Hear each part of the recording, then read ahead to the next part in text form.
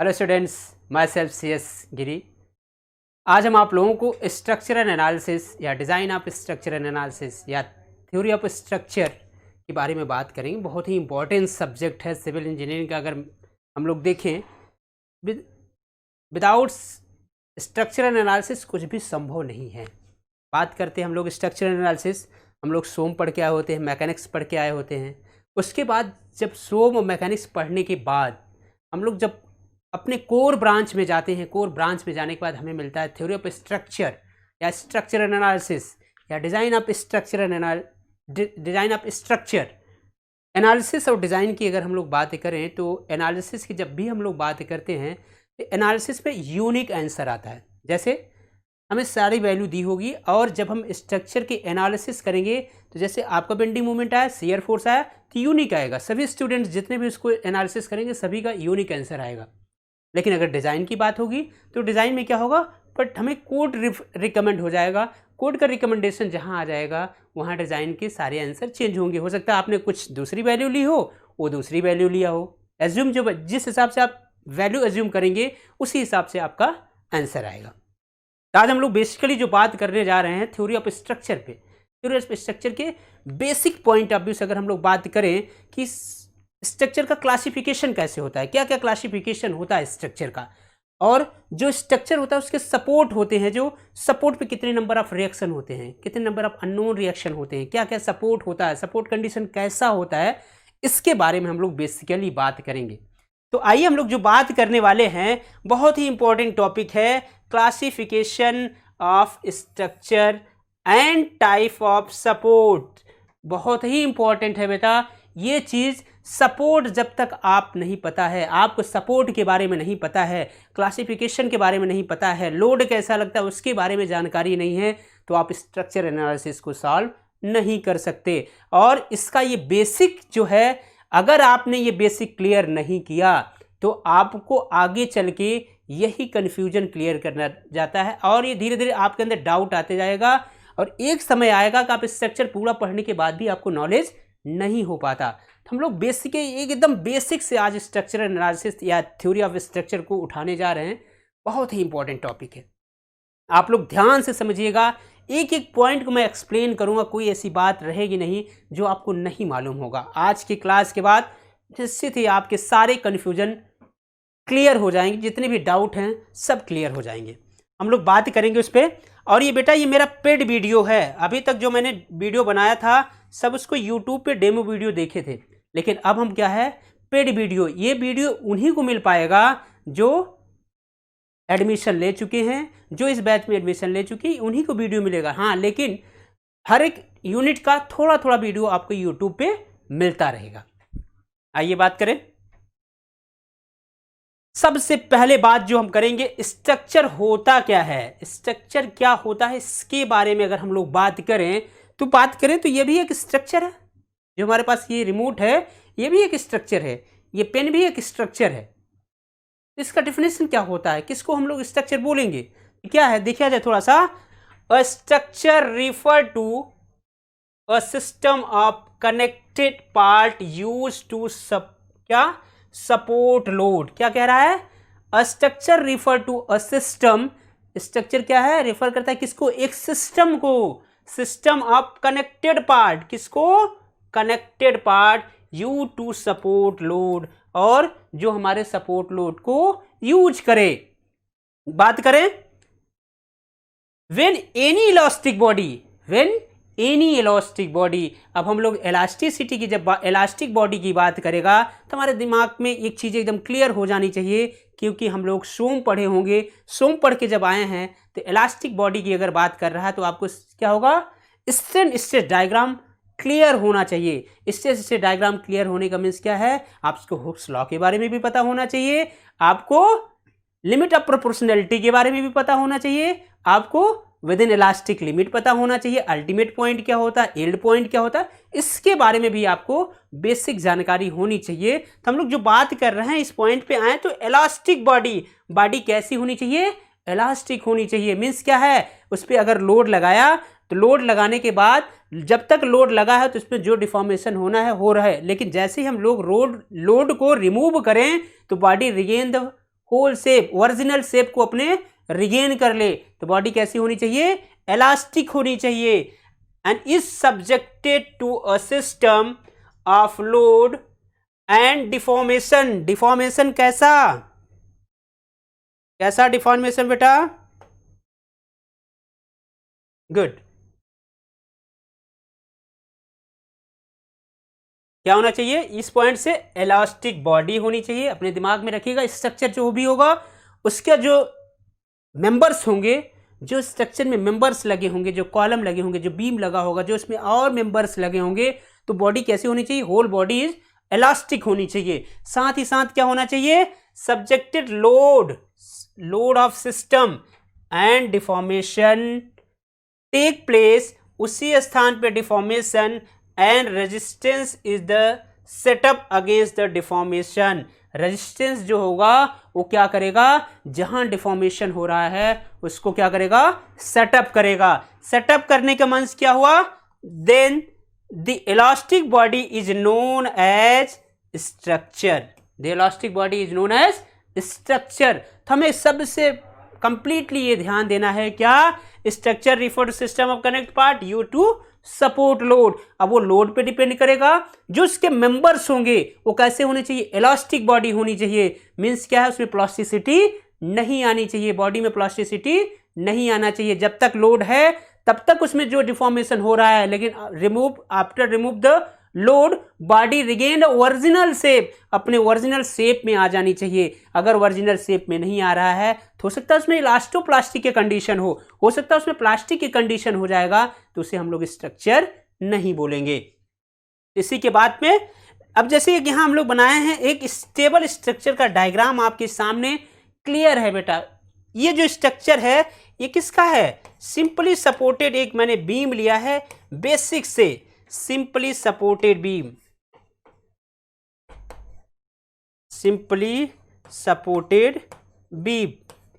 बच्चों इस बात को आपको विशेष ध्यान देना होगा। बहुत बार एसएससी वगैरह में मैक्सिमम कंपटीशन एग्जाम में पूछा है सिंपली सपोर्टेड बीम क्या होती है। तो सिंपली सपोर्टेड बीम क्या होती है?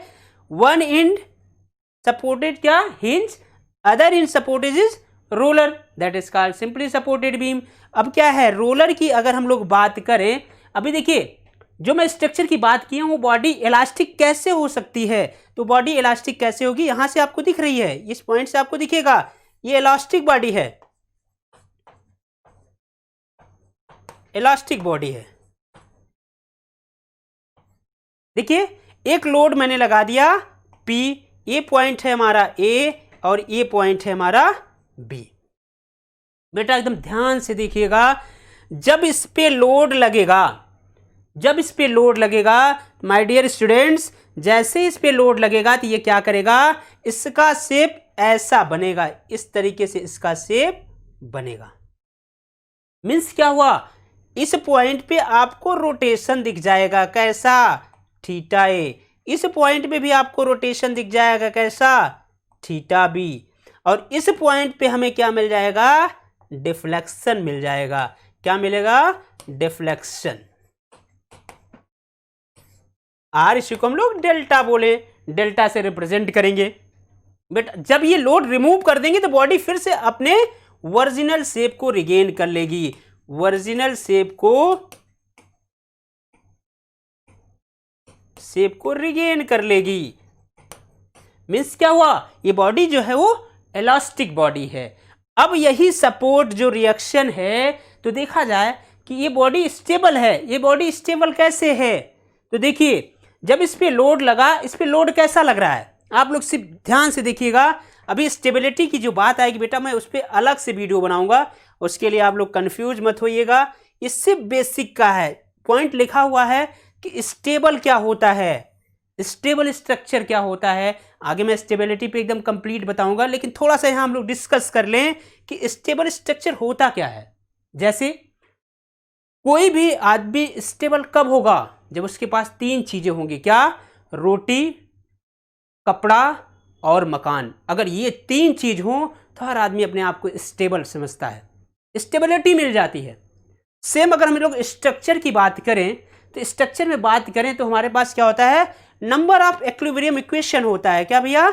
नंबर ऑफ इक्विलिब्रियम इक्वेशन क्या क्या होता है मेरे डियर स्टूडेंट्स? देखिए यहां से क्या क्या, summation of F X equal to 0, summation of F Y equal to 0 and summation of M Z equal to 0, जिसको हम लोग यूज करने से, जिसका यूज करके हम लोग ये चेक कर पाएं कि हमारा स्ट्रक्चर क्या है, स्टेबल है या अनस्टेबल है।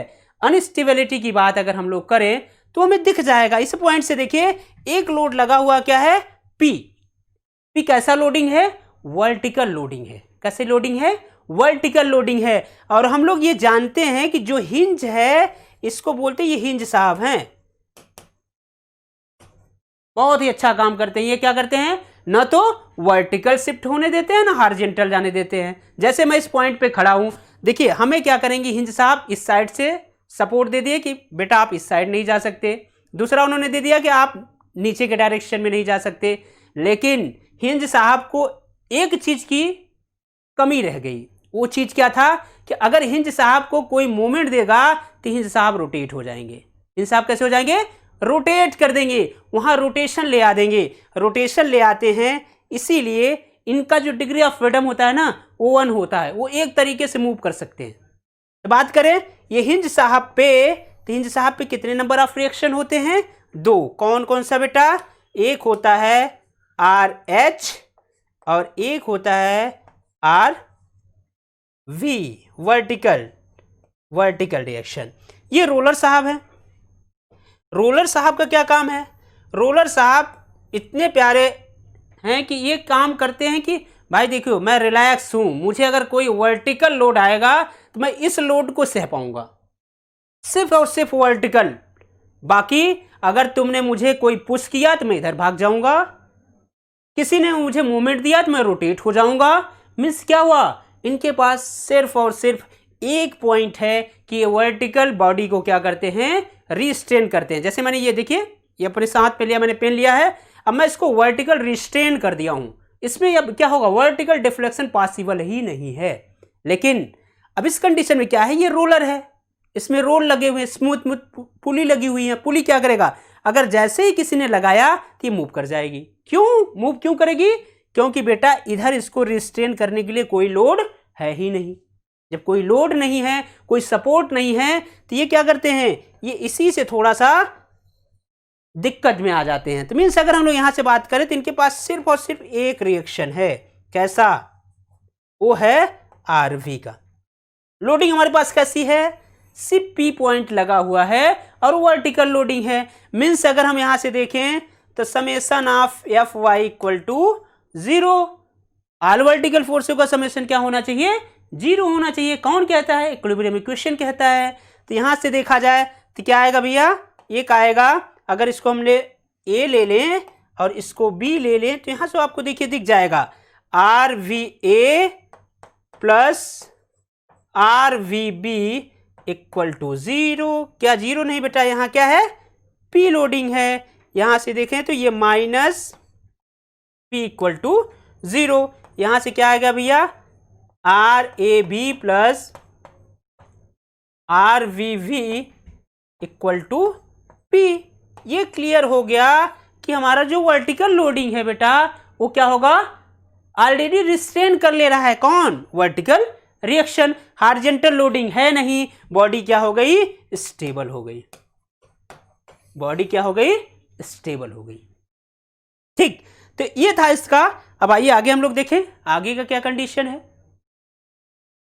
मैकेनिज्म इसका बन जाता है। बहुत ही प्यारा शब्द है, इस पे थोड़ा सा हम लोग ध्यान देंगे तो क्या चीज़ है देखते हैं।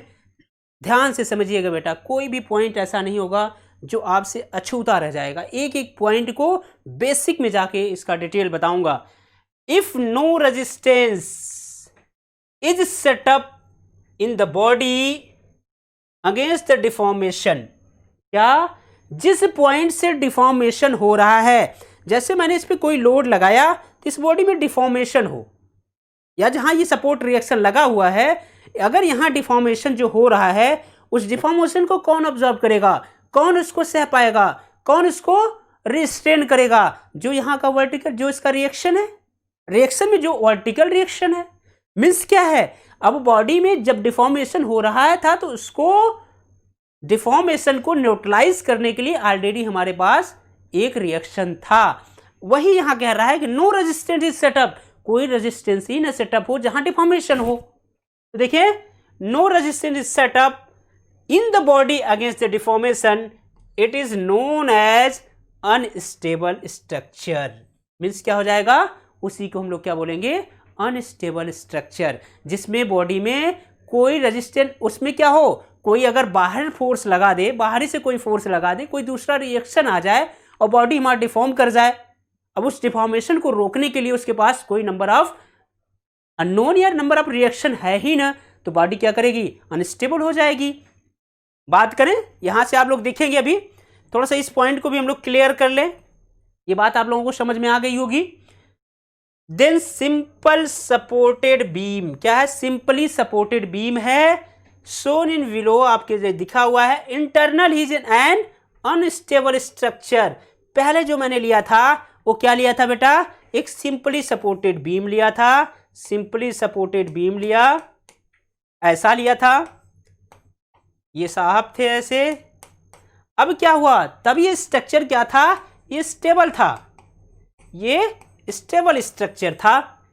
अब क्या हुआ, इसको अनस्टेबल क्या हुआ, एक जो ये हिंज साहब आ गए ना, यही इसको अनस्टेबल कर रहे हैं, यही इनको अनस्टेबल कर रहे हैं। कैसे, अब जब ये लोड लगेगा तो यहाँ क्या है, यहाँ मूवमेंट हो जाएगा, मूवमेंट क्या होता है, जीरो, एक नंबर ऑफ इक्वेशन हमको ज़्यादा मिल जाएगा, नंबर ऑफ इसको, अब इसको जो लोडिंग की वजह से इस पर जो मूवमेंट आ रहा है, जो यहाँ रोटेशन आ रहा है, उसको एब्जॉर्ब करने के लिए हमारे पास कोई, ये जो हिंज होता है बेटा, हिंज पे मूवमेंट जो होता है वो जीरो होता है, मूवमेंट जीरो होता है, ये क्लियर रखिए अपने दिमाग में। अब जब लोड लगेगा तो यहां भी डिफ्लेक्शन होगा, लेकिन इस डिफ्लेक्शन को मेजर करने के लिए हमारे पास कोई सपोर्ट है ही नहीं। मीन्स क्या हुआ, इस डिफॉर्मेशन को रिस्ट्रेन करने के लिए कोई फोर्स नहीं है। मीन्स ये स्ट्रक्चर कैसा हो जाएगा, अनस्टेबल स्ट्रक्चर। वो अनस्टेबल किसकी वजह से हो रहा है, ये जो हिंज लग गया है उसकी वजह से ये अनस्टेबल हो रहा है। ठीक, ये बात आप लोगों को क्लियर हो गई होगी। ये स्ट्रक्चर जो है वो अनस्टेबल है, अनस्टेबल स्ट्रक्चर है। चलिए बात करें, अनस्टेबल को ही हम लोग मैकेनिज्म भी बोलते हैं, जहां मैकेनिज्म क्रिएट हो जाए। कहते हैं ना यहाँ एक मैकेनिज्म बन रहा है, मैकेनिज्म कब बनेगा, जब आप अनस्टेबल, जब तक आप स्टेबल हैं कोई मैकेनिज्म नहीं बनेगा, आपके ऊपर कोई उंगली उठाने वाला नहीं है। जैसे ही आप में थोड़ी सी गलती आई ना, वहाँ पूरी की पूरी हिस्ट्री बना देंगे आपका। हिस्ट्री बनाने के मीन्स क्या है, एक मैकेनिज्म क्रिएट हो जाएगा। मैकेनिज्म क्रिएट क्यों हुआ, क्योंकि उस स्ट्रक्चर पे कोई ना कोई त्रुटि आई, कोई ना कोई एक ऐसा पॉइंट्स आया जिसकी उसको कोई ना कोई एक ऐसा डिफॉर्मेशन आया जिस डिफॉर्मेशन को रिस्ट्रेन करने के लिए हमारे पास अवेलेबल फोर्स ही नहीं था। इसी वजह से वहाँ मैकेनिज्म बन गया, और वही मैकेनिज्म क्या बन जाता है, जहां मैकेनिज्म बन जाएगा वो स्ट्रक्चर कैसा हो जाएगा, अनस्टेबल स्ट्रक्चर हो जाएगा। चलिए क्लासिफिकेशन ऑफ स्ट्रक्चर, अपने पॉइंट पे आ जाएं तो यहां से विशेष ध्यान रखिएगा, आपको एक एक पॉइंट पे क्लियर करता चलूंगा। बेटा एक चीज ध्यान रखिएगा, हम स्टेबिलिटी और अनस्टेबिलिटी पे अलग से वीडियो बनाऊंगा और एक एक पॉइंट उसमें क्लियर करूंगा। यहाँ सिर्फ थोड़ा सा था इसलिए मैंने बता दिया, आगे की चीजें जो होंगी वो classification of structure and support के बारे में आपसे बातें करूंगा। इस पॉइंट को देखने के बाद आपको लगेगा क्लासिफिकेशन ऑफ स्ट्रक्चर में, तो पहला जो स्ट्रक्चर का क्लासिफिकेशन स्केलेटन स्ट्रक्चर। क्या कहते हैं साहब, structure which can be idealised, structure जो है उसको idealise to a series of straight and curve line. कोई भी स्ट्रक्चर जो बनेगा वो सीरीज ऑफ स्ट्रेट लाइन या कर्व लाइन को मिला के स्ट्रक्चर बनेगा। ठीक, और उसके बाद क्या कर, जैसे हम लोग अब यहां से बात कर लें तो जो ये कह रहे थे वो ये ऐसा कह रहे हैं, ये देखिए एक ट्रस होगा,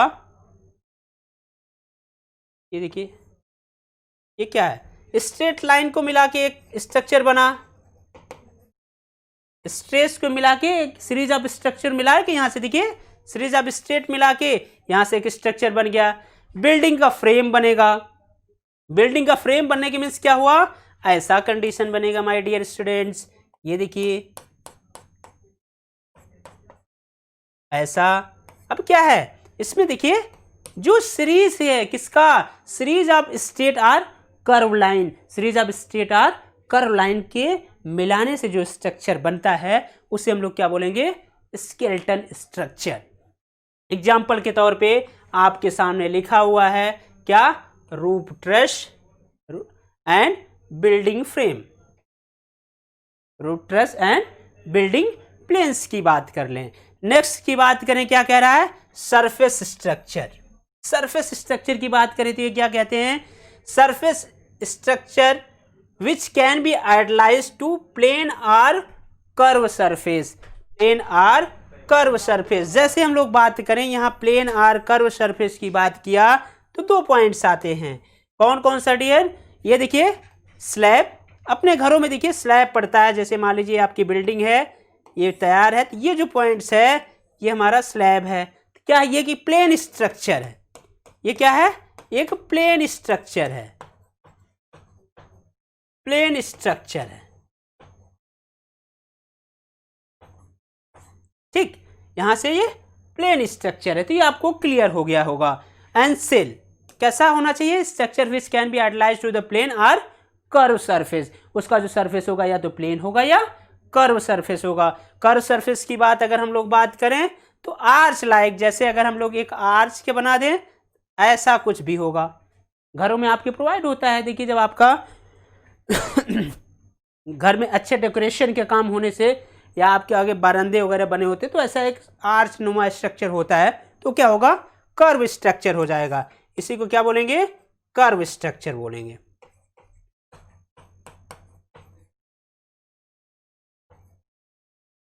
कर्व स्ट्रक्चर। ठीक, तो ये पॉइंट आपको क्लियर हो गया होगा।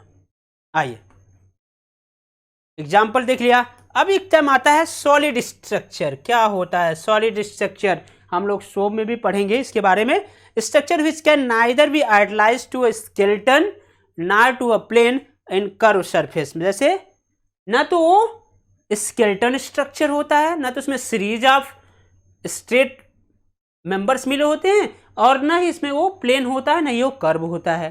तो मीन्स क्या हुआ, फाउंडेशन। फाउंडेशन एक हमारा सबसे इंपॉर्टेंट रोल, किसी भी बिल्डिंग को बनाने से पहले फाउंडेशन बनाते हैं। कहते हैं ना आजकल तो बहुत वो चल चुका है कि जब आप हाई स्कूल पास करते हैं उसके बाद कहते हैं कि फाउंडेशन कोर्स कर लो, और सबसे अच्छी चीज़ मेकअप करने के लिए फाउंडेशन अच्छा रहेगा तो मेकअप अच्छा होगा। फाउंडेशन क्या है, वो एक बेस बना देना जिसमें हमारी बिल्डिंग बड़े से बड़े स्ट्रक्चर को बनाया जा सकता है। जितना मजबूत फाउंडेशन होगा ना उतनी बड़ी से बड़ी बिल्डिंग बनाई जा सकती है। जैसे आपको बात करें, अगर आप एक सिविल इंजीनियर हैं, जितना मजबूत आपके बारे में आपका प्रैक्टिकल नॉलेज, आपका थ्योरी नॉलेज, आपका कॉन्सेप्ट होगा, उसी आधार पे आपका कैरियर सेट होगा। तो आप अपने आप को, अपना फाउंडेशन इतना तगड़ा बनाइए कि कोई छोटी से छोटी चीज इस पर दिक्कत ना कर पाए। इसीलिए फाउंडेशन की जब बात करेंगे तो ना तो वो प्लेन स्ट्रक्चर है, ना तो स्ट्रेट स्ट्रक्चर है, ना तो सीरीज ऑफ स्ट्रेट स्ट्रक्चर से मिलकर बना हुआ है। मीन्स क्या है, उसे हम लोग बोलेंगे मैसिव फाउंडेशन। Massive foundation. आइए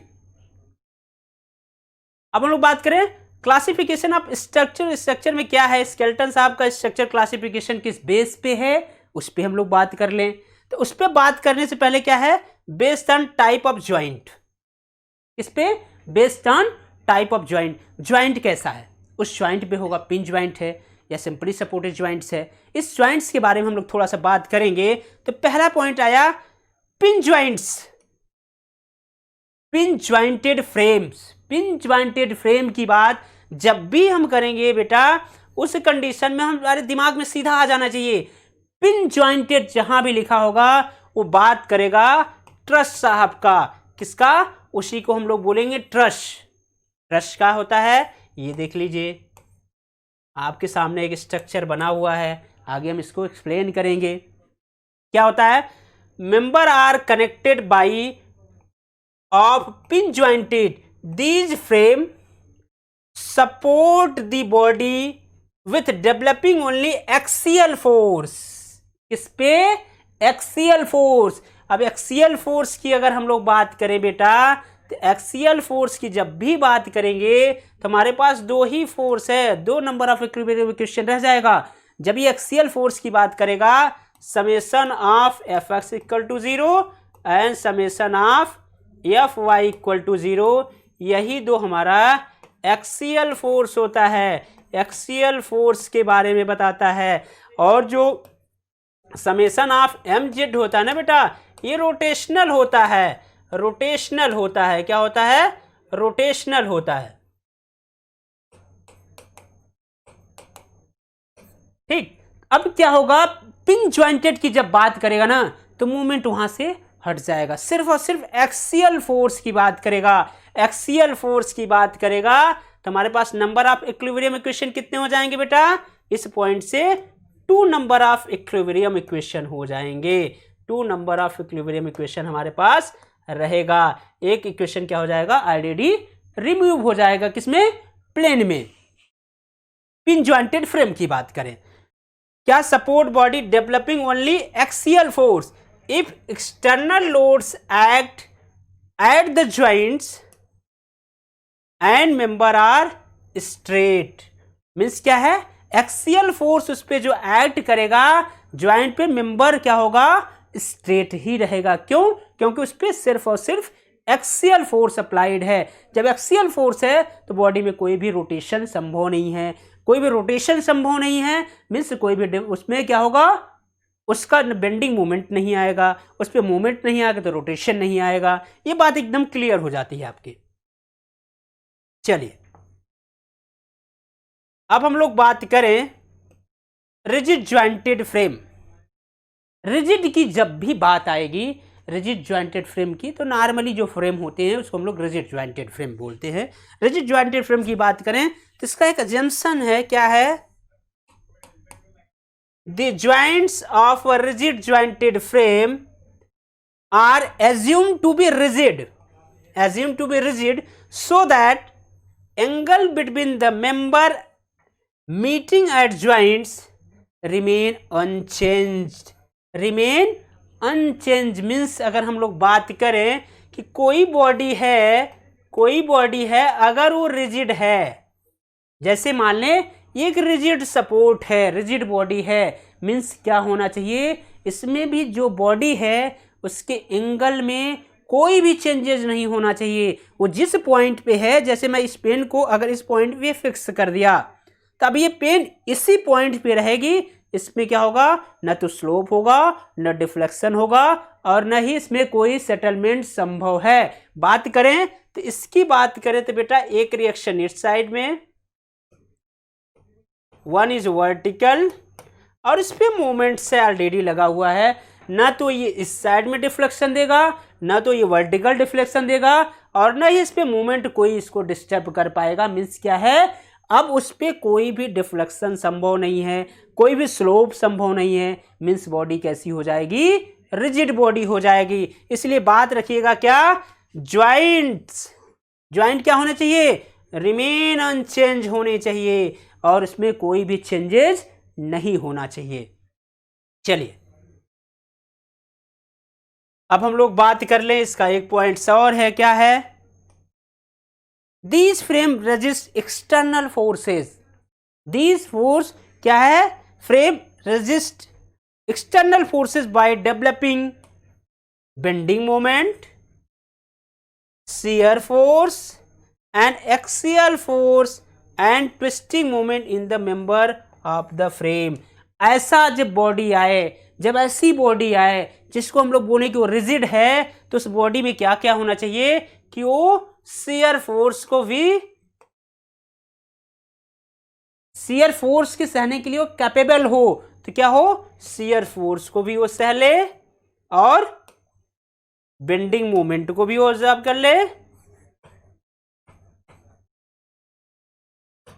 एक्सियल फोर्स को भी सह ले,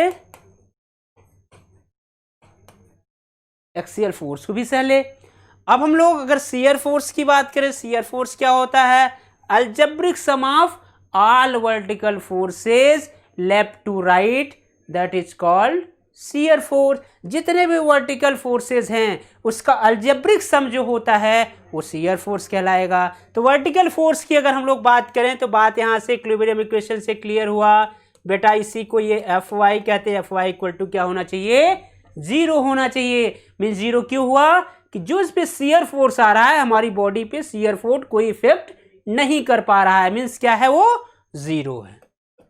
दूसरा एक्सियल साहब का अगर यहां से देख लें तो इनका मतलब क्या है? All horizontal forces Fx equal to 0। कोई भी एक्सटर्नल फोर्स लगाएं अब उस पर क्या होगा? एक्सियल डिफ्लेक्शन, एक्सियल डायरेक्शन में कोई भी डिफ्लेक्शन संभव नहीं है, वो क्या होगा? 0 होगा। इस स्ट्रक्चर की बात हो रही है, रिजिड की बात हो रही है। अब बेंडिंग मोमेंट की बात उन्होंने किया, तो बेंडिंग मोमेंट की जो बात किया उस पॉइंट को देख लिया जाए। बेंडिंग मोमेंट की थोड़ा सा बात कर लिया जाए।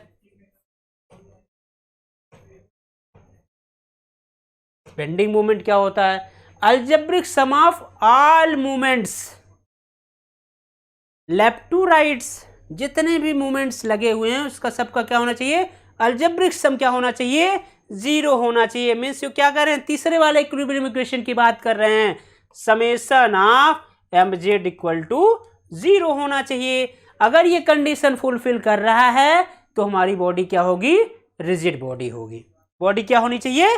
रिजिड बॉडी होगी। ये बात आप लोगों को एकदम क्लियर हो जाना चाहिए। बेसिक चीज़ें हैं बेटा, थोड़ा सा ध्यान रखोगे। यही बेसिक क्वेश्चन छोटे छोटे कॉन्सेप्चुअल क्वेश्चन बन जाते हैं और यही बेसिक आगे चल के कहते हैं ना एक छोटा सा फोड़ा भी नासूर बन जाता है। क्यों? उसी छोटे से फोड़े को हम अगर पहले सॉल्व कर दें, पहले उसका ट्रीटमेंट कर लें तो आगे चल के ये फोड़ा बड़ा नहीं बन पाएगा। सेम अगर छोटा सा कंफ्यूजन इस पॉइंट पे रह जाएगा, यही छोटा सोचते सोचते सोचते सोचते बड़ा सा मिस्टेक करेगा और एक दिन क्या होगा?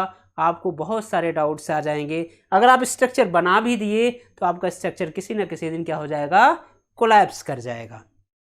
आइए स्टूडेंट्स, आप लोग इस पॉइंट्स को विशेष ध्यान दीजिएगा। नेक्स्ट में अगर हम लोग बात करें, आइए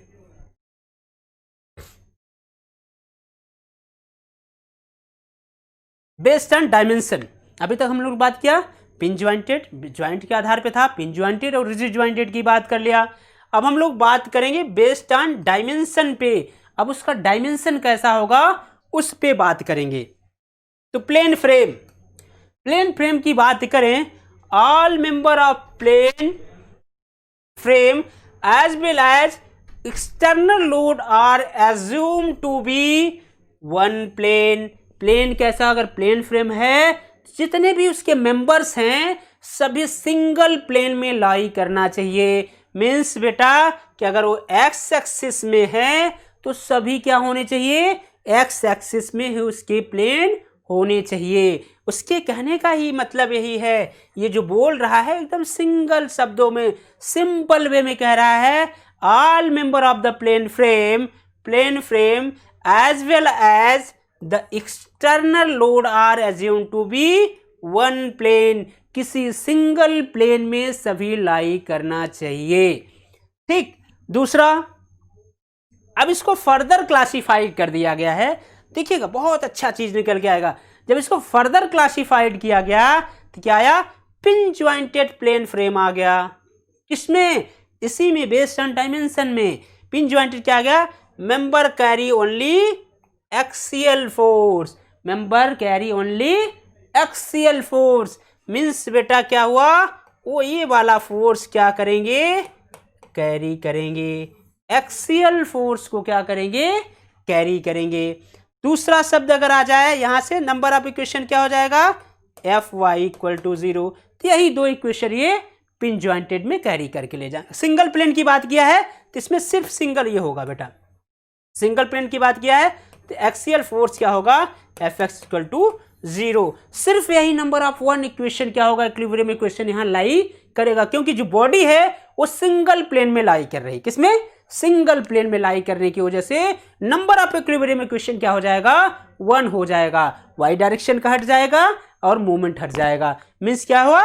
1 नंबर ऑफ इक्विलिब्रियम इक्वेशन यहां लाई करेगा। दूसरी बात कर लें बेटा, इस पॉइंट से क्लियर हो जाएगा। Rigid jointed plane frame, rigid jointed plane frame की बात करें, members are subjected to axial force, shear force and bending moment. अब जैसे इस पॉइंट पे जाएंगे तो तीनों चीजों को उनको आना चाहिए, क्या? शियर फोर्स भी आए,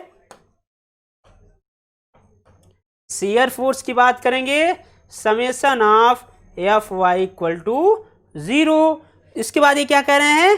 एक्सियल फोर्स, एक्सियल फोर्स की बात करें बेटा तो इस पॉइंट से आपको क्लियर हो जाएगा summation of F X equal to 0। एक बात ये और कह रहे हैं कि रिजिड बॉडी जो होनी चाहिए उसमें क्या होना चाहिए? मोमेंट भी कैपेबल होना चाहिए, मोमेंट के लिए भी वो कैपेबल होना चाहिए। तो आइए लिख देते हैं, ये क्या करेंगे? बेंडिंग मोमेंट के लिए भी कैपेबल है। बेंडिंग मोमेंट मीन्स क्या हुआ? Summation of M Z equal to 0। तो ये चीजें क्या करेंगी? इस पे लाई करेंगी। आइए नोट है, इनका नोट क्या कहता है उस पर हम लोग देख लें। नोट कह रहा है if loaded in its own plane, किसी प्लेन पे लोड्स होगा, any cross section of member is subjected to 3 internal forces. मीन्स क्या कह रहे हैं? If loaded in its own plane, किसी प्लेन पे अगर लोड है तो वहां क्या करेगा? Any cross section of member, जो उस मेंबर का क्रॉस सेक्शन है उस पे क्या करें? Subjected to 3 internal forces. वो 3 इंटरनल फोर्सेस कौन से हैं बेटा? 1 axial force, 1 shear force and 1 bending moment, 1 bending moments. Full stop. If loading is away from the plane, away from the plane, torsional moments also. क्या हुआ? Loading plane पे ना होके अवे किसी दूर पे हो जाएगा। जैसे ये प्लेन है, लोडिंग यहां हो जाए तो ये क्या करे? इसको टॉर्सनल करा देगा, प्लेन से बाहर जाएगा, या उसे बोले कंसंट्रेटेड लोड ना होके एसेंट्रिक लोडिंग हो जाए।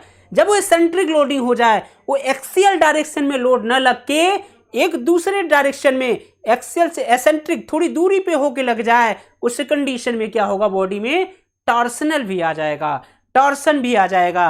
वो यही बात कर रहे हैं कि 1 एक्सियल फोर्स, 1 एक्सियल फोर्स की बात अगर हम लोग यहां से करें तो 1 एक्सियल फोर्स जो होगा बेटा वो आपका कोई कुछ नहीं है, वो वही बात summation of F X equal to 0। All horizontal फोर्सों का जो समेशन होना चाहिए वो क्या होना चाहिए?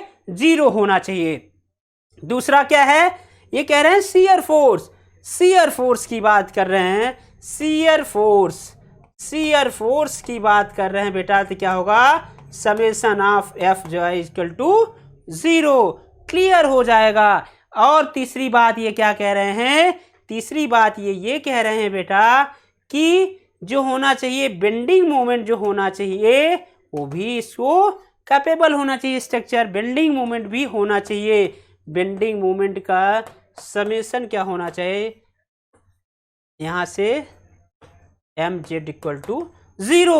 अब ये कह रहे हैं प्लेन से अगर बाहर थोड़ा सा कुछ लोडिंग लग जाएगा, प्लेन के बाहर लोडिंग लग जाएगी तो टॉर्सनल फोर्स भी वहां हो जाएगा, टॉर्सनल फोर्स भी उस पॉइंट पे आ जाएगा। चलिए अब इसका हम लोग फर्दर क्लासिफिकेशन कर लें। फर्दर इसका एक क्लासिफिकेशन अगर हम लोग देखें, फर्दर क्लासिफिकेशन क्या है? ये पॉइंट्स बनाना है, इसका कैसे कैसे पॉइंट्स जनरेट किया जा सकता है। फर्दर क्लासिफिकेशन क्या है? पिन ज्वाइंटेड स्पेस फ्रेम की बात कर रहे हैं ये बेटा, पिन ज्वाइंटेड स्पेस फ्रेम की बात कर रहे हैं। जब पिन ज्वाइंटेड स्पेस फ्रेम की बात करेंगे, member are subjected to axial force only. जब पिन ज्वाइंटेड में भी होगा तो क्या होगा? इस मेंबर में क्या सिर्फ एक्सियल फोर्स ही होना चाहिए। दूसरा, रिजिड ज्वाइंटेड स्पेस फ्रेम की बात कर लें। अब क्या? Member are subjected to axial force, shear force, bending moments and twisting moment भी आ जाएगा। जब हम स्पेस की बात करें, ये साहब कह रहे हैं 2D की बात कर रहे हैं और ये साहब कह रहे हैं हम 3D की बात कर रहे हैं, ठीक ना। ये भी 3D नहीं, ये भी 3D क्या ही है, 3D हिसाब है। अब 3D में पिन ज्वाइंटेज में जो होगा अभी भी सिर्फ एक्सियल लोड को ही काउंट करेंगे, और जबकि रिजिड ज्वाइंटेड स्पेस फ्रेम में हम लोग वही तीनों इक्वेशन फाइंड आउट करेंगे, axial force, shear force and bending moments. आइए, टाइप्स ऑफ सपोर्ट बहुत ही प्यारा चीज है, यहां से आपके सारे कॉन्सेप्ट एकदम क्लियर होंगे। पहला सपोर्ट जो है फिक्स सपोर्ट। फिक्स सपोर्ट पे देखिए बेटा, फिक्स सपोर्ट ऐसा होता है, ऐसा सपोर्ट चाहिए कहीं भी दिखेगा ये क्या होगा, फिक्स सपोर्ट होगा। कैसा होगा, फिक्स सपोर्ट होगा। और फिक्स सपोर्ट पे नंबर ऑफ रिएक्शन कितने होंगे, नंबर ऑफ रिएक्शन देखिए बेटा, एक मोमेंट होगा, एक वर्टिकल होगा और एक हॉरिजॉन्टल होगा। तो नंबर ऑफ रिएक्शन की बात यहां करें, नंबर ऑफ रिएक्शन की बात कर लें, कितना है माय डियर स्टूडेंट्स, 3। कितना, 3।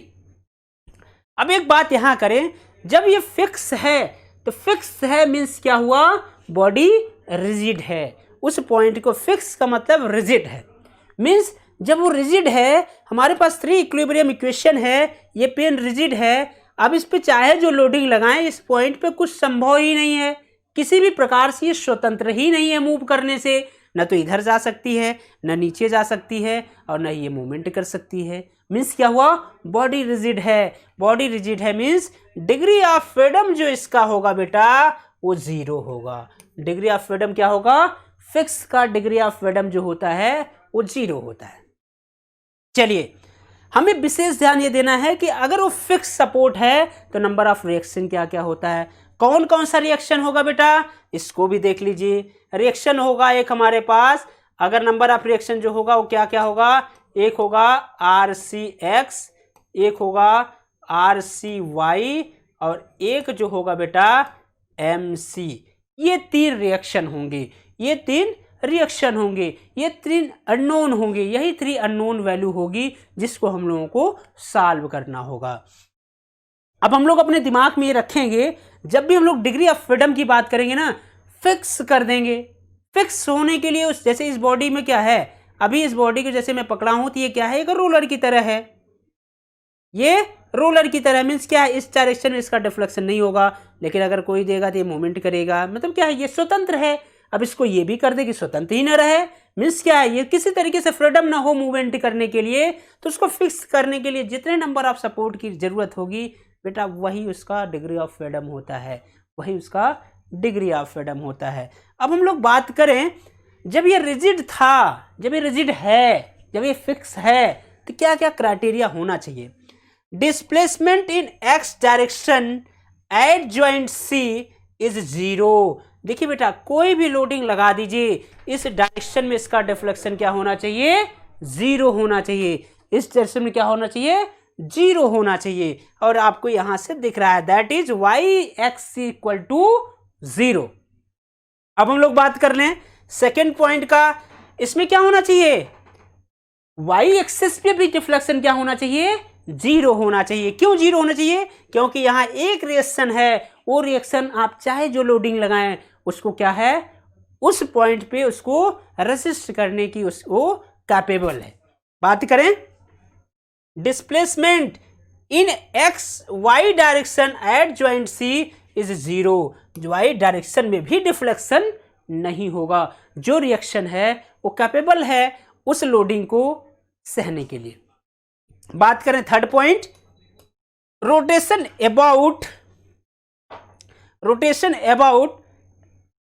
Z direction at joint C, rotation about Z direction at joint C means क्या हुआ, Z डायरेक्शन में जो रोटेशन होगा वो भी 0 होगा। क्यों 0 होगा, आप कोई फोर्स लगा दीजिए, यहां जो मोमेंट आएगा उस मोमेंट को कौन एब्जॉर्ब कर लेगा, ये जो मोमेंट ऑलरेडी इसमें प्रेजेंट है। जैसे बात करें कि आपके अंदर जब मोमेंट आता है, मोमेंट कब आता है, मोमेंट तब आएगा जब एसेंट्रिक लोडिंग हो। अगर इस बॉडी पे यहां लोड लगा रहेगा और ये सपोर्ट हो तो कोई मूवमेंट नहीं आएगा, लेकिन इस बॉडी पे क्या करें, मूवमेंट, यहां अगर कोई फोर्स लगा दे मीन्स क्या हुआ, फोर्स इनटू परपेंडिकुलर डिस्टेंस। जैसे आप लोग में आ जाता है, जब आप लोगों का गर्लफ्रेंड बॉयफ्रेंड का लेक्चर आता है, उसमें क्या होता है, आपकी लोडिंग एसेंट्रिक होती है और आप गर्ल के पीछे ऐसे ऐसे ऐसे ऐसे मूवमेंट करना शुरू कर देते हैं। तो कोशिश करिए जब आप मूवमेंट करने लगे तो लोडिंग को ले आके सेंटर में कर दीजिए, बॉडी क्या करेगी, मूवमेंट रुक जाएगा, जीरो हो जाएगा। तो वही कंडीशन हम लोग यहां भी बात करेंगे।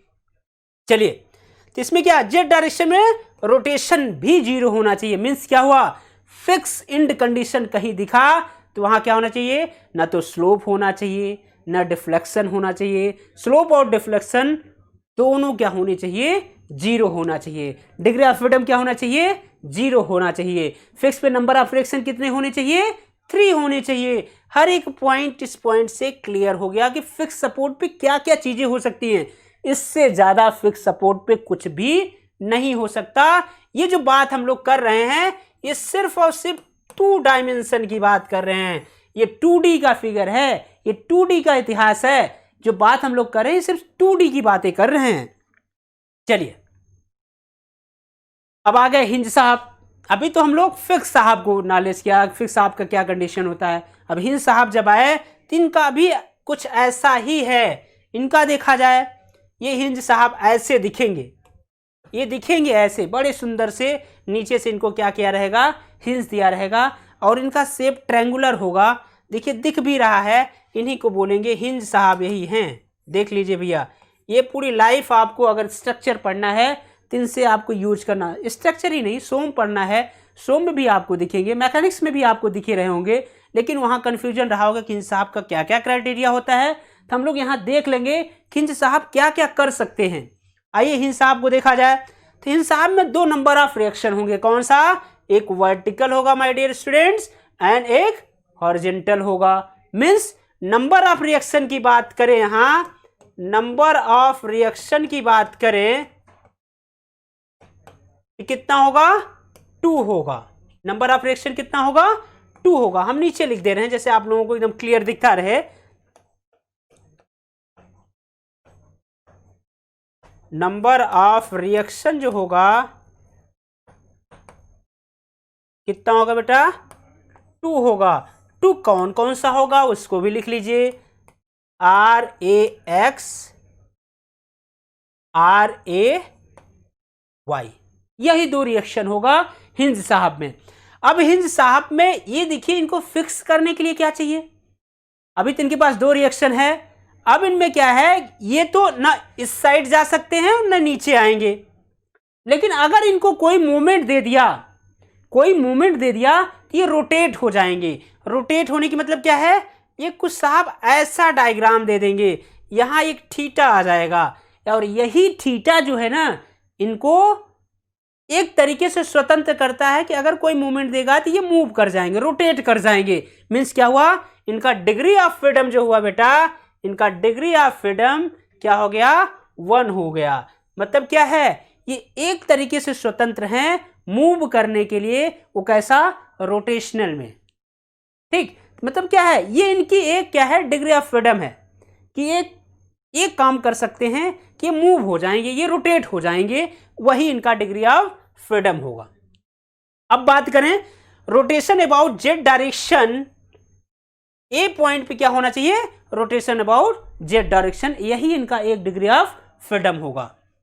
दूसरा बात कर लें, displacement in X direction at joint A joint पे बेटा एक्स डायरेक्शन में ऑलरेडी हिंज साहब में एक रिएक्शन लेके बैठे हुए हैं। चाहे जो लोड लगा दीजिए उस पर्टिकुलर पॉइंट्स पे 0.0000 mm भी नहीं, उसमें क्या होगा, डिफ्लेक्शन पॉसिबल ही नहीं है, क्योंकि उनका काम ही है को डिफ्लेक्शन को रोक दें। मींस क्या हुआ, displacement in X direction at joint A 0 होना चाहिए। एक्स डायरेक्शन पे ए पॉइंट पे डिफ्लेक्शन क्या होना चाहिए, 0 होना चाहिए। ये अपने दिमाग पे एकदम सेट कर लीजिएगा और हर जगह यही अप्लाई होगा। दूसरा बात, अब वाई डायरेक्शन में भी हमारे पास एक रिएक्शन है, वाई डायरेक्शन में एक रिएक्शन है। इसके कहने का मतलब क्या हुआ, डिस्प्लेसमेंट इन वाई डायरेक्शन, यहां ये वाई डायरेक्शन का था, डिस्प्लेसमेंट वाई डायरेक्शन भी 0 होगा और डिस्प्लेसमेंट एक्स डायरेक्शन भी क्या होगा, 0 होगा। दोनों डायरेक्शन में क्या होगा, डिस्प्लेसमेंट नहीं होगा। मीन्स क्या हुआ, क्यों नहीं होगा, क्योंकि उस पॉइंट पे उसको रिस्ट्रेन करने के लिए लगा हुआ है रिएक्शन। एक तो वर्टिकल भी लगा है, हॉरिजॉन्टल मीन्स हमारे जो सपोर्ट है उस पॉइंट से नहीं हटने वाला। बस एक कमी रह गई है उसमें कि कोई अगर मूवमेंट दे देगा तो साहब रोटेट हो जाते हैं, वही इनका डिग्री ऑफ फ्रीडम है। लास्ट पॉइंट की बात करें, rotation about Z direction at joint A is not 0। नहीं होगा भाई, क्यों 0 होगा, वही तो उनका डिग्री ऑफ फ्रीडम है, ये रोटेट हो सकते हैं। साहब के अंदर ये वो है कि भाई हम रोटेट है, इनके पास एक ही है, इनकी बीबी इनको बोली है बस एक रोटेशन में आप है, आप सिर्फ मूव करिए, आपको सेटलमेंट करने का कोई व्यवस्था ही नहीं है आपके पास। आप तो नहीं इधर जा सकते नहीं इधर, आप यही ऐसे नाचते रहिए, सिर्फ मूवमेंट है, सिर्फ रोटेशन है। मीन्स क्या हुआ, ये 0 नहीं होगा, थीटा ए जेड 0 नहीं होगा। किसके केस में, हिंज के केस में। हिंज साहब को अब जब इतना बताने के बाद थोड़ा सा ध्यान से सुनिएगा, हिंज साहब में स्लोप 0 नहीं होगा, डिफ्लेक्शन क्या होना चाहिए, 0 हो। हिंज सपोर्ट जहां लगा होगा वहां डिफ्लेक्शन 0 होगा, डिफ्लेक्शन 0 होगा और स्लोप 0 नहीं होगा। हिंज लगा है, नंबर ऑफ 2 रिएक्शन होंगे, 2 अननोन उस पॉइंट पे होंगे और क्या होगा, 2 अननोन के साथ साथ उसका डिग्री ऑफ फ्रीडम क्या होगा, 1 होगा। कौन सा होगा, उस पर कोई मूवमेंट लगा देगा तो ये साहब रोटेट कर जाएंगे। ये थे हमारे हिंज साहब की पूरे के पूरा ब्यौरा, इनके पारिवारिक के बारे में, इनके परिवार के बारे में पूरा क्लासिफिकेशन विस्तार से एक एक पॉइंट आपको मैंने बता दिया। नेक्स्ट बात किया जाए, रोलर साहब आ गए। ये सब बातें जो मैं कर रहा हूं अभी 2D ही बातें कर रहा हूं बेटा, पीछे जाइए थोड़ा सा। ये सब बातें जो मैंने किया है ये सब है, सब किसके लिए है, 2D 2 डायमेंशनल के लिए है। अभी हम सिर्फ बात 2D की कर रहे हैं, अभी 3D की अलग से बात करेंगे। 3D साहब के भी क्राइटेरिया अलग से है, हर एक पॉइंट पे जितने नंबर आप क्वेश्चन बन सकते हैं, जितने बेसिक पॉइंट्स हो सकते हैं, हर बेसिक पॉइंट को टच करते हुए चलेंगे, कोई भी पॉइंट छूटेगा नहीं। ये लेक्चर देखने के बाद आपको मजा आ जाएगा। आइए, बहुत सही, रोलर सपोर्ट साहब की बात अगर हम लोग करें तो इस पॉइंट्स पे आने के बाद ये हैं हमारे रोलर साहब, बहुत अच्छे से ये मूवमेंट करते हैं। क्या है, इसमें स्मूथलेस पुली लगी होती है। पुली लगने की वजह से क्या होगा, ये अगर जब इस पे लोड लगाएंगे तो ये क्या करेंगे, अब ऐसे भाग जाएंगे, इधर इधर भागेंगे भाई। इस तरीके से देखिए, ये ओनली फॉर रिस्टेन वर्टिकल लोडिंग के लिए, ये वर्टिकल के लिए ही हैं, ये वर्टिकल के लिए ही प्रेजेंट हैं। ठीक, प्रेजेंट क्या है, सिर्फ वर्टिकल के लिए हैं। मीन्स क्या हुआ, इनको कोई अगर ऐसे पुश कर दिया तो ये भाग जाएंगे, कोई मूवमेंट दे दिया तो ये मूवमेंट भी कर जाएंगे। मीन्स क्या हुआ, इसमें नंबर ऑफ रिएक्शन क्या होगा, नंबर ऑफ रिएक्शन क्या होगा बेटा, नंबर ऑफ रिएक्शन जो होगा वो क्या होगा, 1 होगा। कौन सा होगा, वो होगा RB, सिर्फ और सिर्फ RB, एक वर्टिकल रिएक्शन होगा, हॉरिजॉन्टल रिएक्शन इसमें नहीं होगा।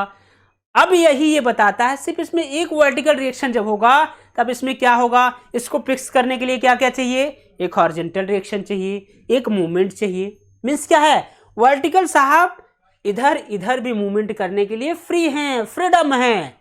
दूसरा, वर्टिकल साहब को कोई मूवमेंट दे देगा तो ये रोटेट भी कर जाएंगे। मीन्स इनका डिग्री ऑफ फ्रीडम क्या हो गया, 2 हो गया। इनका डिग्री ऑफ फ्रीडम क्या हो गया, 2 हो गया। कौन कौन सा, थीटा बी जेड एंड दूसरा क्या हो जाएगा इनका, वाई बी एक्स।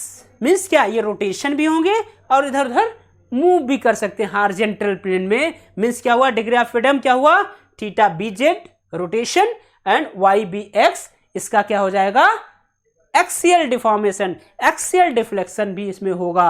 लेकिन वर्टिकल डिस्प्लेसमेंट इम्पॉसिबल है, इसमें वर्टिकल डिस्प्लेसमेंट नहीं होगा। दूसरी बात करें, यही Y B X displacement in X direction at joint B होगा भाई, theta B Z rotation about Z direction joint B पे होगा, यही तो उसका डिग्री ऑफ फ्रीडम है। दूसरा, displacement X direction at joint B is not zero. कहाँ जीरो होगा? ये इधर उधर मूव कर सकता है, इसीलिए इनका जीरो नहीं होगा।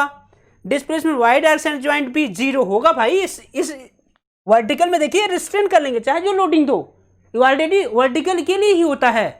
बहुत बार ये क्वेश्चन पूछा है कि रोलर पे कौन सा रिएक्शन होता है? ओनली फॉर वर्टिकल रिस्ट्रेन करता है, हॉरिजॉन्टल नहीं करता और रोटेशन के लिए नहीं करता। मीन्स क्या हुआ? ये पॉइंट भी इनका जीरो होगा। दूसरा, rotation about Z direction at joint point B not zero. B direction में क्या होगा? ये रोटेट करेंगे, एट पॉइंट बी पे क्या होगा? कोई फोर्स लगेगा तो ये रोटेट करेंगे। रोटेट करेंगे मतलब क्या होगा? ये जीरो नहीं होगा। यही तो इनका डिग्री ऑफ फ्रीडम है। यहां देखिए 2 डिग्री ऑफ फ्रीडम है, ये रोटेट कर सकते हैं। ये कैसा करेंगे? रोटेट करेंगे। चलिए, ये इनका पूरा पारिवारिक विवरण था। किसका? रोलर साहब का। रोलर साहब का क्या था? रोलर साहब में सिर्फ एक नंबर ऑफ रिएक्शन होता है। इसमें क्या होता है? स्लोप जीरो होगा, डिफ्लेक्शन जीरो। इसमें पॉइंट पे स्लोप जीरो नहीं होगा, स्लोप जीरो नहीं होगा बेटा। यहाँ क्या होगा? स्लोप जीरो नहीं होगा, डिफ्लेक्शन जीरो होगा। क्या होगा? नंबर ऑफ रिएक्शन की बात कर लें, 3 पॉइंट निकल के आया। नंबर ऑफ रिएक्शन जो आएगा वो क्या होगा? 1 होगा। अब इसका क्या होगा? स्लोप यहाँ क्या होगा? Slope does not equal to zero. Slope zero नहीं होगा, डिफ्लेक्शन जीरो होगा। डिफ्लेक्शन क्या होगा? डिफ्लेक्शन इक्वल टू जीरो होगा। डिफ्लेक्शन क्या होगा? जीरो होगा। चलिए बेटा, रोलर की बात हम लोग समाप्त कर लिए हैं। अब हम लोग जो बात करें वर्टिकल गाइडेड रोलर सपोर्ट, बहुत इंपॉर्टेंट है और अच्छा क्वेश्चन बनता है। जब ये सपोर्ट लग के आता है तो लोग कंफ्यूज हो जाते हैं कि इसमें कितने नंबर ऑफ रिएक्शन होंगे। 3D की बात हम लोग करते थे, इसमें कितने नंबर ऑफ रिएक्शन होंगे। तो हम लोग इस पे आके थोड़ा सा देखें कि क्या कंडीशन बनता है इसका। तो देखिए, ये है गाइडेड रोलर। अब इस कंडीशन में देखिए बेटा, इसमें कितने नंबर ऑफ फोर्स हैं।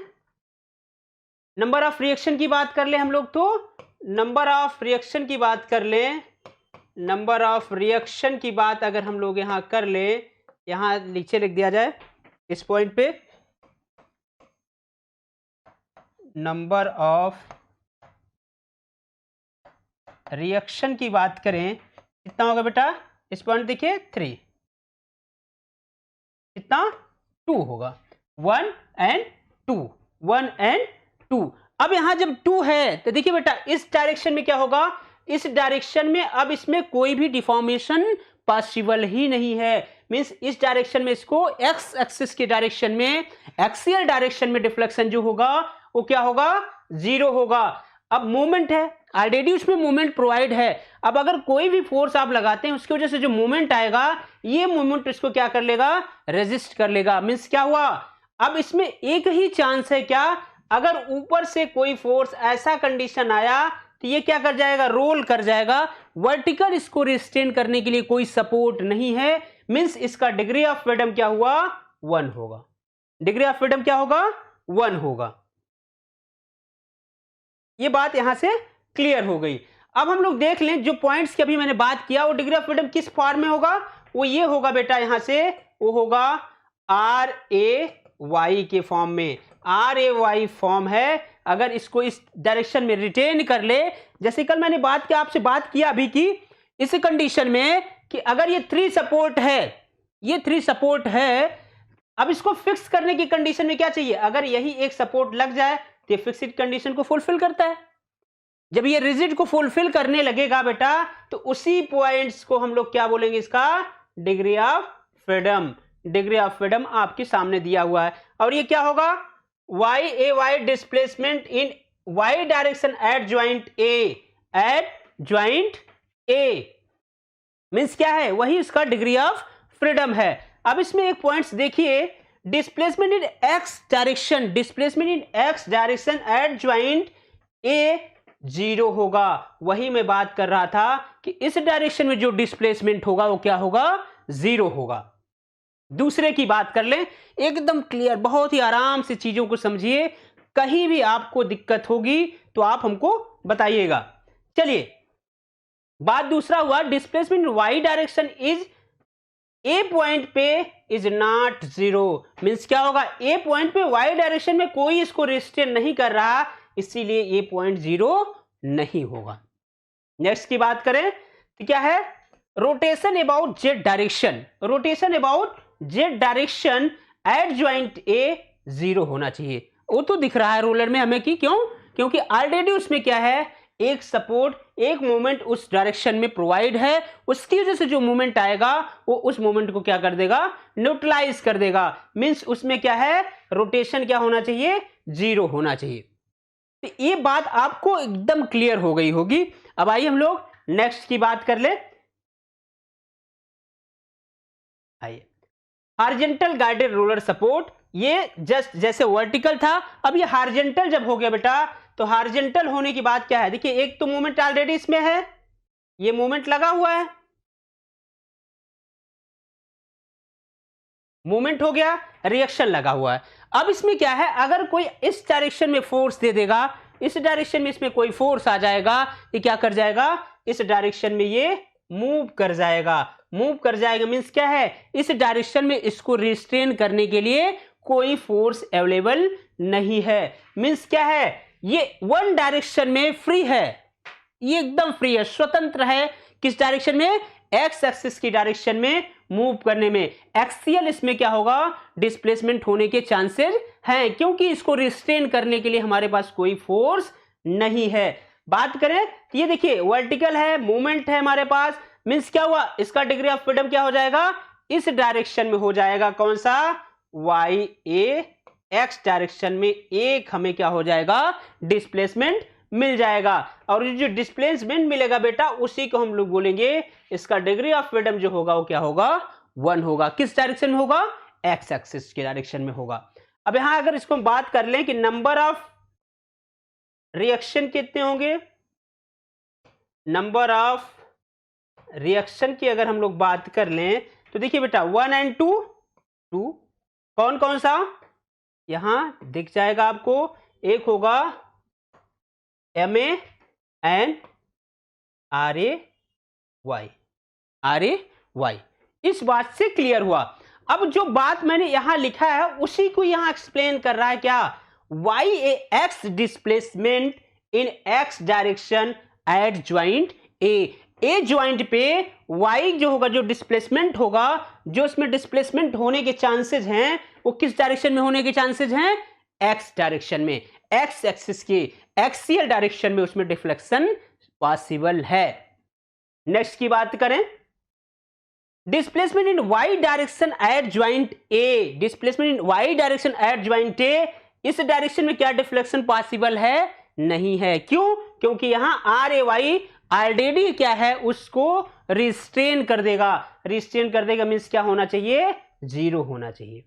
क्या है, displacement in Y direction joint A is zero. ये एकदम क्लियर बात है कि वाई डायरेक्शन में जो इसमें डिस्प्लेसमेंट होगा वो जीरो होना चाहिए। क्यों होना चाहिए, वो आपको ऑलरेडी इस पॉइंट से दिख रहा है, क्योंकि उसमें वर्टिकल रिस्ट्रेन करने के लिए ऑलरेडी फोर्स उसमें प्रोवाइड है, उसमें सपोर्ट रिएक्शन ऑलरेडी है।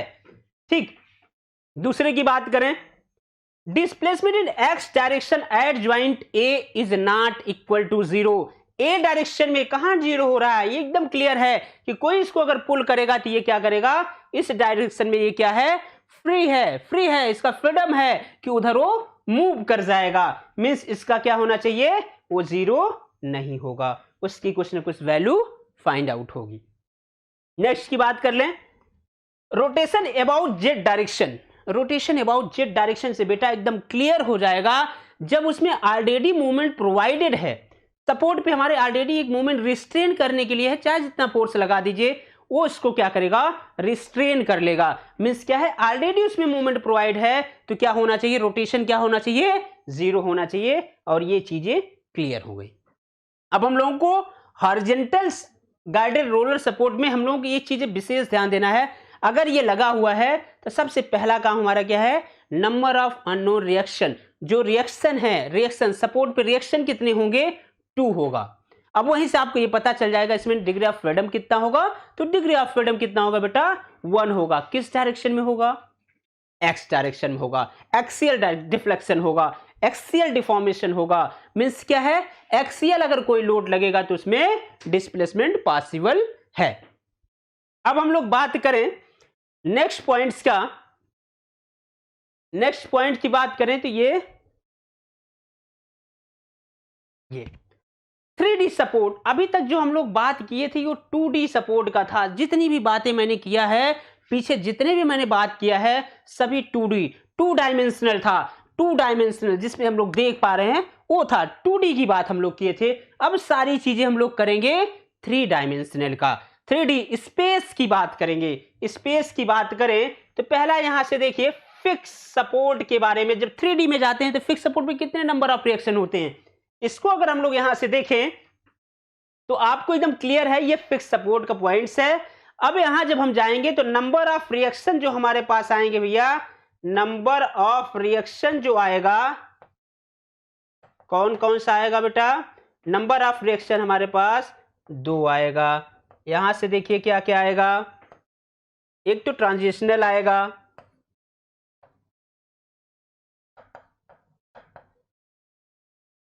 एंड रोटेशनल आएगा।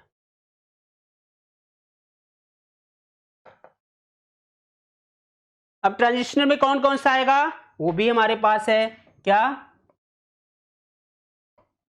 Are X, R Y, R Z. Rotation में क्या क्या आएगा, थीटा ए, यहां से theta X, theta Y and theta Z. ये हमारे पास इसमें नंबर ऑफ 6 रिएक्शन आएंगे। रिएक्शन जो होगा कितना होगा, 6 होगा 3D में, जबकि 2D में बेटा यही कितना होता था, 3 होता था। जब हम स्पेस में गए 3D में गए तो ये कितने नंबर ऑफ रिएक्शन बढ़ गए, 6। जब यहां हम लोग गए तो एक बात और बात कर लिया जाए, जब हम लोग 3D में जाते हैं तो नंबर ऑफ इक्विलिब्रियम इक्वेशन क्या हो जाता है, number of equilibrium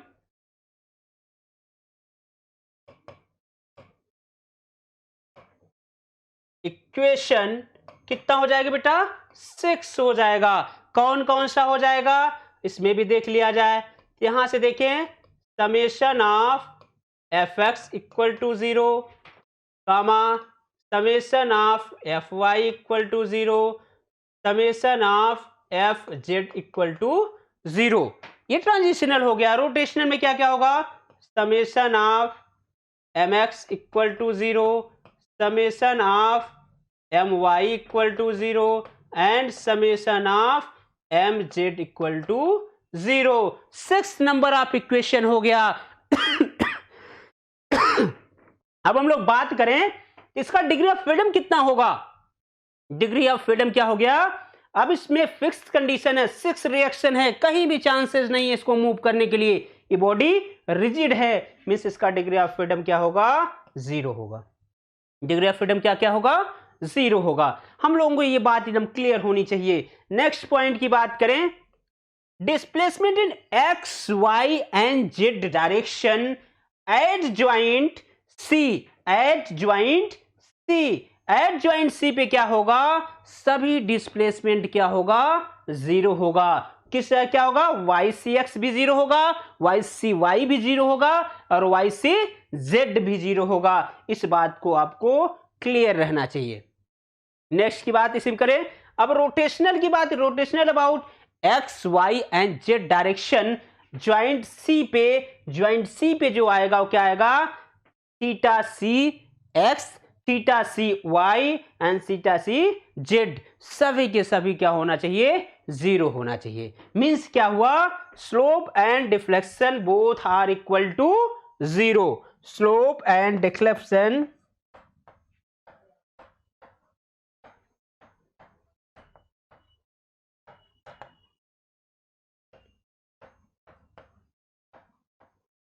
both are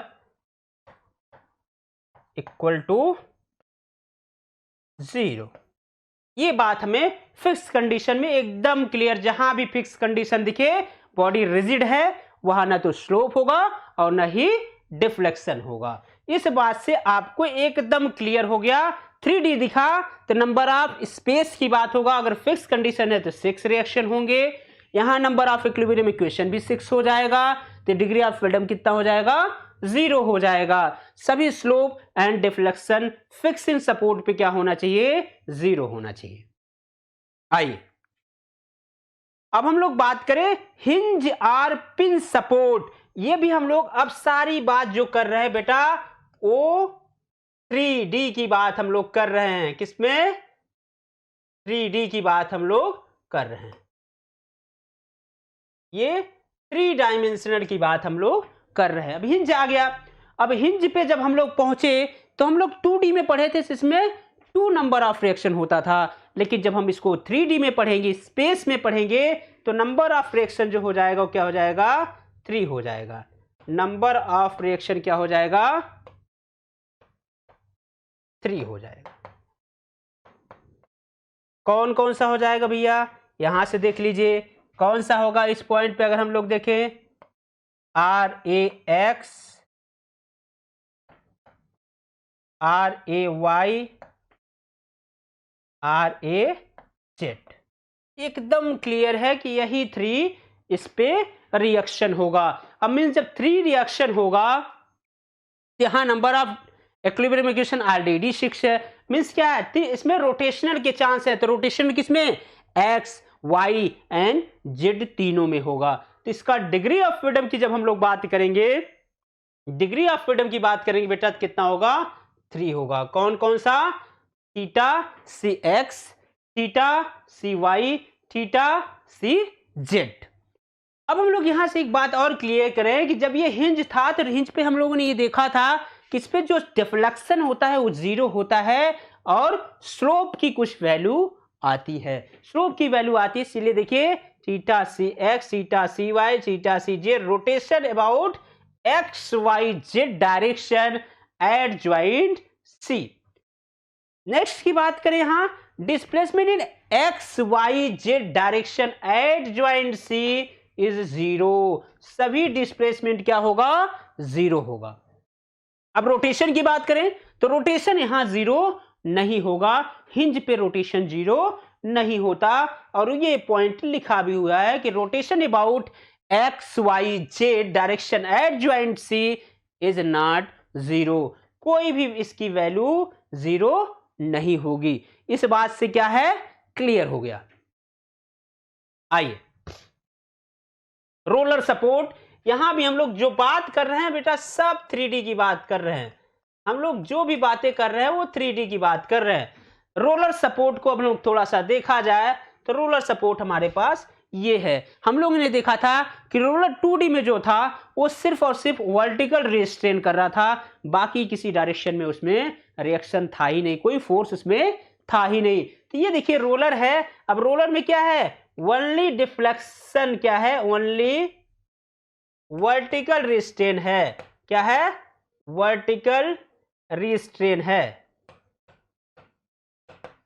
vertical restrain है मींस इसमें क्या है? ये हॉरिजॉन्टल भी मूवमेंट कर सकता है। अगर इसमें कोई मूवमेंट प्रोवाइड हो जाएगा तो इसमें रोटेशन भी पॉसिबल है। इस चीज से क्लियर हो रहा है। अब हम लोग देखें, सिर्फ एक है नंबर ऑफ रिएक्शन की बात अगर हम करेंगे बेटा इस पॉइंट पे, नंबर ऑफ रिएक्शन जो होगा 3D में, नंबर ऑफ रिएक्शन जो होगा वो कितना होगा? 1 होगा। कितना होगा माय डियर स्टूडेंट्स? 1 होगा। ये चीजें आपको क्लियर हो गया।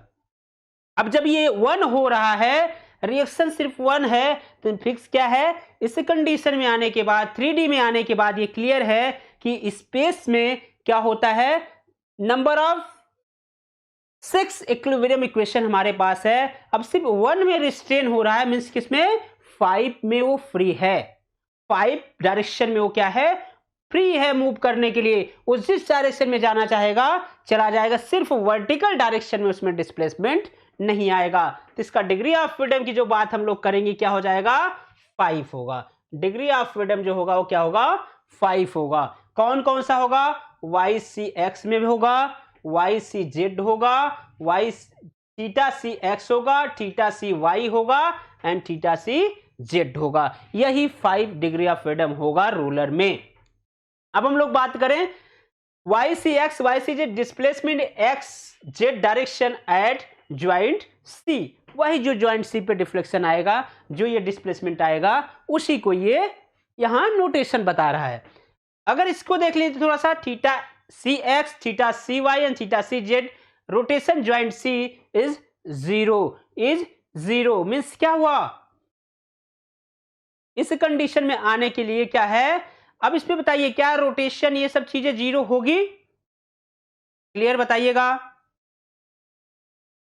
क्लियर बताइएगा कि rotation joint C is zero, rotation C joint is zero की बात कर रहा है, तो ये चीजें नहीं होगी। सिर्फ इस डायरेक्शन में जो ये सी ज्वाइंट पे है वहां क्या होगा, ये डिफ्लेक्शन जो होगा वाई डायरेक्शन में वो क्या होगा, जीरो होगा, सिर्फ डिफ्लेक्शन जीरो होगा, ये टोटल जीरो नहीं होगा।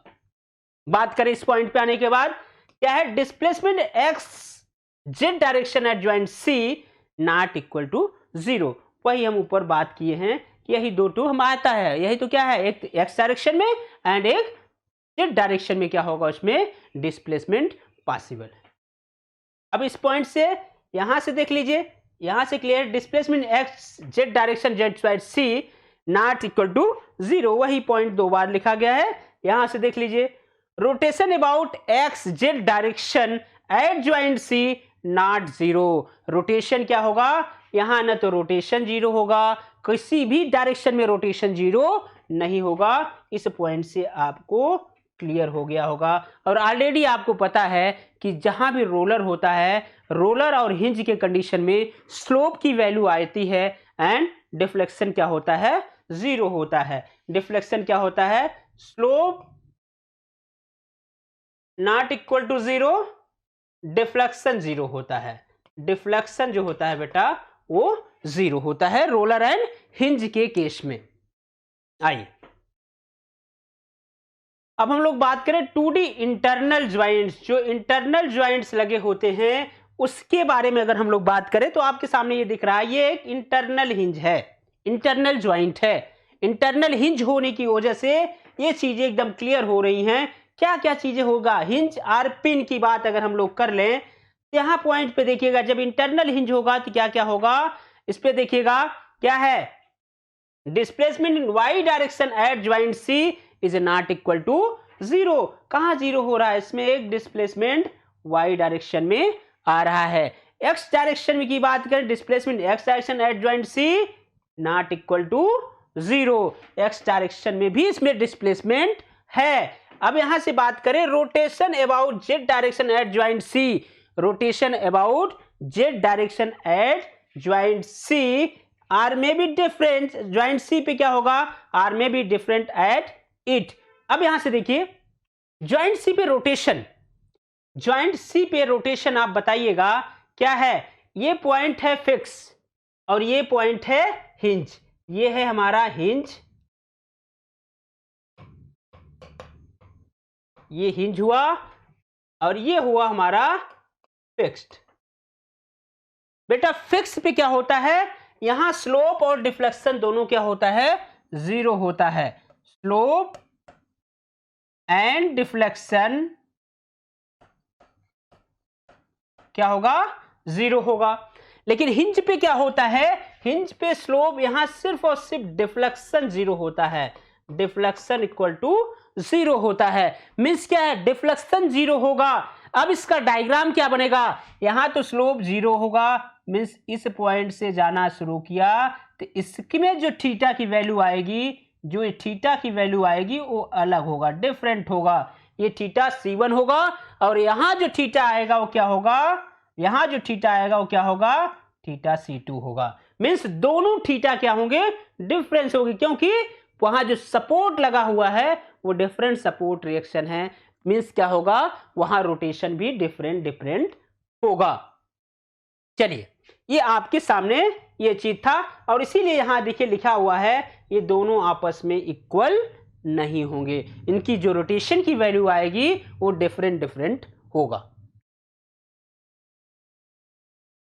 आइए 2D इंटरनल ज्वाइंट्स की बात कर लें। 2D इंटरनल ज्वाइंट्स की बात करें किसमें, फ्री इंड पे। अब ये फ्री एंड पे इसकी बात कर रहा है, इस पॉइंट की बात कर रहा है बेटा। जब ये कैंटिलीवर का केस है, ये कैसा केस है? कैंटिलीवर का है, कैंटिलीवर का केस है बेटा। ये यही कैंटिलीवर का केस होता है, one in fix other in free, तो क्या बोलेंगे उसको? कैंटिलीवर का केस है। तो पूछ रहा है इस ज्वाइंट पे कितना रिएक्शन होगा, तो इस ज्वाइंट पे रिएक्शन क्या होगा? इस ज्वाइंट पे अगर हम लोग रिएक्शन की बात करें, यहां अगर हम लोग रिएक्शन की बात करें बेटा, तो रिएक्शन यहां क्या होगा? जीरो होगा। जीरो होगा मीन्स क्या है? जब ये रिएक्शन जीरो हुआ तो ये बात यहां से क्लियर हुआ कि 2D की अगर हम लोग बात कर ले, यहां ये 2D की बात कर ले, तो ये बात यहां से ये क्लियर होके आती है, जब यहां कोई रिएक्शन है ही नहीं तो ये क्या है? ये फ्री है, 3 टाइप से फ्री है। कैसे? ये नीचे भी आ सकता है, इसमें मूवमेंट भी हो सकता है। देखिए ऐसा फ्री है, किसमें क्या? ये बॉडी नीचे भी मूव कर सकती है। इसमें अगर कोई टेंसाइल फोर्स लगाएंगे तो इधर भी डिफ्लेक्शन पॉसिबल है।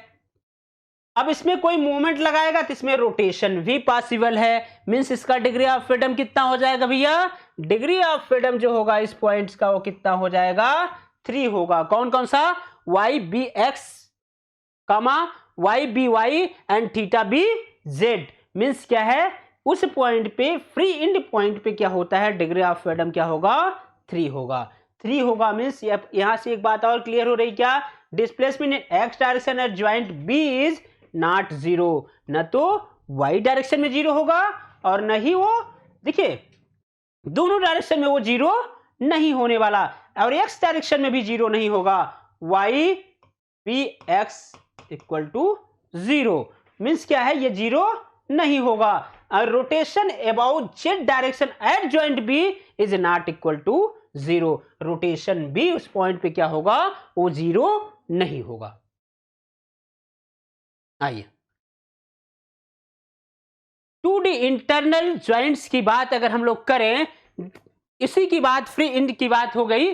अब यहां से देखिए 2D internal joint axial thrust release, axial thrust की बात कर रहा है बेटा। अब एक्सियल थ्रस्ट की बात करेगा, वो एक्सियल डायरेक्शन में होगा, एक्सियल डायरेक्शन में होगा। अब इस पॉइंट पे आप बताइएगा, इसका अगर हम लोग फ्री बॉडी डायग्राम बनाएं तो इस पे देखिए एक रोटेशन तो ये आएगा, दूसरा क्या आएगा? वाई डायरेक्शन में ये क्या करेगा? वाई डायरेक्शन में भी ये मूव कर सकता है। मींस ये हुआ। इस डायरेक्शन में भी ये एक्स डायरेक्शन में भी मूव कर सकता है। एक्स का होगा ये वाई सी x1 भी हो सकता है, वाई सी x2 भी हो सकता है। मींस इसका अगर डिग्री ऑफ फ्रीडम की बात करेंगे तो ऐसा कहीं डायग्राम दिखेगा बेटा, जिसका डिग्री ऑफ फ्रीडम जो होगा वो 4 होगा। क्या क्या? Y C x1, Y C x2, Y C Y and theta C Z direction में क्या होगा? इसका डिग्री ऑफ फ्रीडम होगा। अब यहां से एक बात क्लियर हो रही है, क्या? Displacement in Y direction at joint C is not zero. Y direction में एट पॉइंट सी पे क्या होगा? डिफ्लेक्शन जीरो नहीं होगा। कौन कौन सा जीरो नहीं होगा? सी x1 भी और सी x2 दोनों की वैल्यू क्या होगी? जीरो नहीं होगी। अब इससे यहां एक बात और क्लियर हो रहा है, क्या? Displacement Y direction joint C is not equal to zero. वही बात कर रहा है कि दोनों के वैल्यू क्या होगी?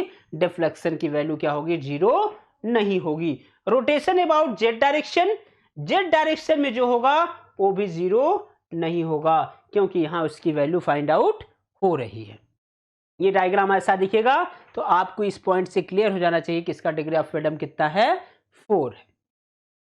चलिए बेटा, अब ये जब हम लोगों ने ये समझ लिया और इसी पॉइंट्स पे ये पूरा का पूरा वीडियो कंप्लीट होता है। बेटा आप लोग इस वीडियो को देखिएगा, देखने के बाद लाइक करिएगा, कमेंट करिएगा। ये हमारा वीडियो जो है वो जो हमारे पेड स्टूडेंट हैं उनको मिलेगा, लेकिन इसका कुछ पार्ट जो होगा ये यूट्यूब पे आएगा। चलिए, थैंक यू।